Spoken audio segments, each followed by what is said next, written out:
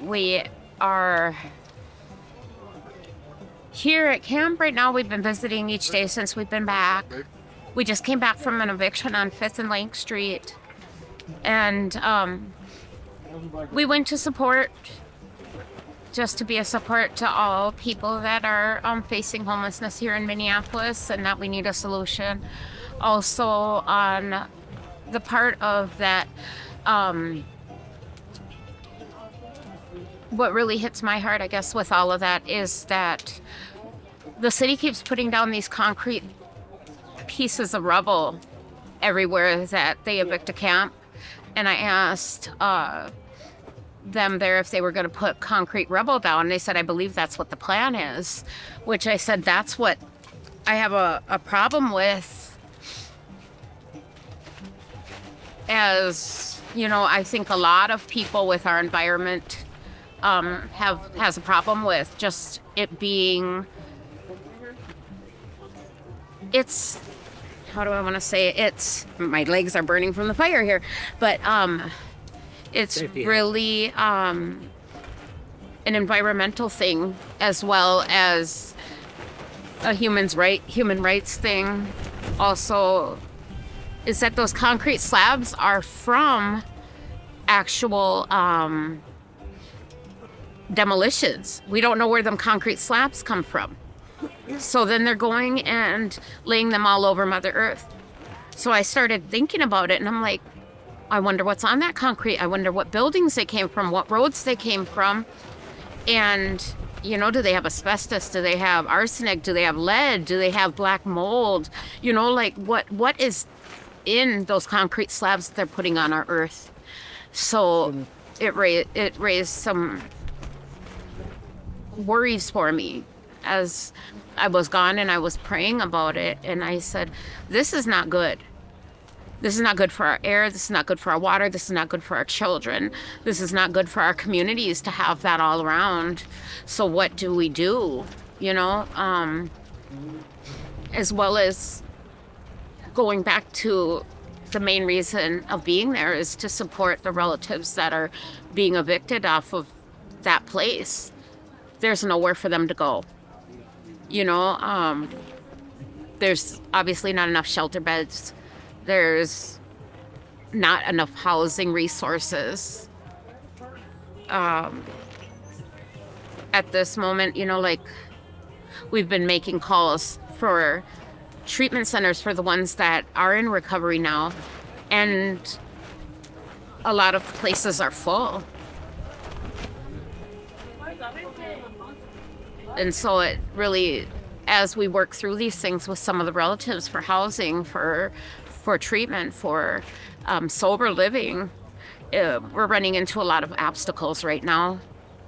But we're going to continue to keep them safe while we figure that out. Now that they're sober, we got a few of them that are 3 weeks sober as of yesterday, and we want to continue supporting them, get them into some kind of sober living or get them into treatment now. Can you talk a little bit about what the past 3 weeks has been like? Maybe just some of the highs and lows, the ups and downs. Man, to me it was, you know, we took them to a safe place. I'll kind of walk you through it. Went to the clinic, got their medications to help them with their withdrawal symptoms and their Suboxone. They got instructions on how to use those. And we also helped along with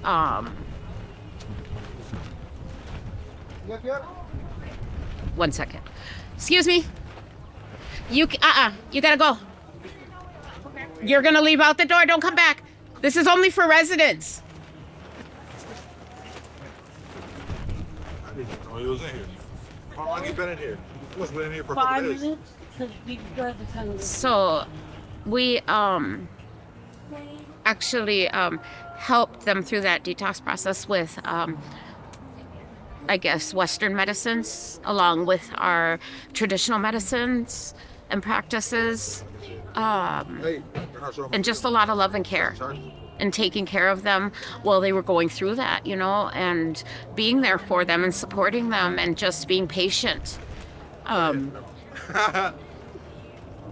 Shit. It was hard, really, really hard to watch people that I love going through those struggles of withdrawal.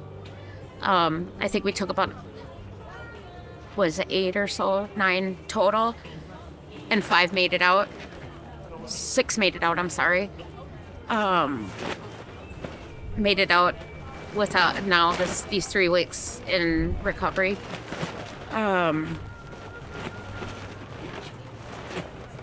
It was hard. It was hard to watch them struggle. It was hard to watch them going through that.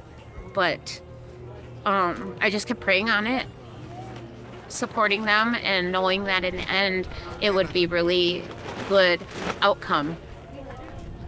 And it is. We were able to travel to ceremony. We've been able to get them into Sweat Lodge twice.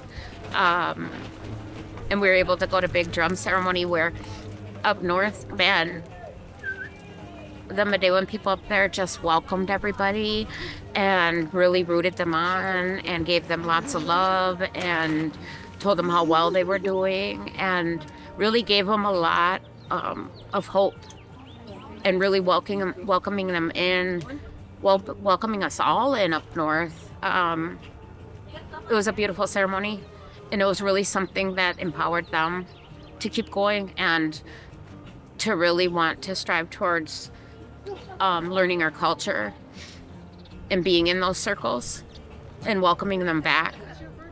We'll be going back in a couple weeks, and we're going to keep doing this, traveling out to make sure that our culture keeps going strong. Any final thoughts about what's needed? Like, what can people do right now to support Nenookaasi? Or I guess just check out the there's a website, there's a link tree, and there's ways to donate. There's different ways that you could come and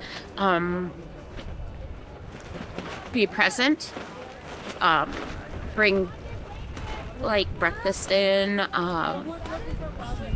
There's really donations of clothing. There's not a way for people to wash clothes here, so maybe we could try to get like some kind of laundry service going for some of the people that are here. I don't know, there's so many different needs here, but you could definitely look up, follow on the different social medias and see what's going on, reach out. But being present, just coming to the camp, bringing water, they love cereal and milk, peanut butter and jelly, pre-made sandwiches, and handing them out. Bringing a hot pot of soup or spaghetti or something and coming and serving it. That would be something, it doesn't necessarily have to be money donated. We've always said that it's better to bring the items that are on the list yourself, bring them out here, reach out to us and bring them, and come and meet the people that are here, because it's not all what people make it out to be. They have a community here and family, keeping each other safe. And that's what the whole camp here is about, is keeping everyone safe. Thank you. Yeah, thank you. Did you see my green?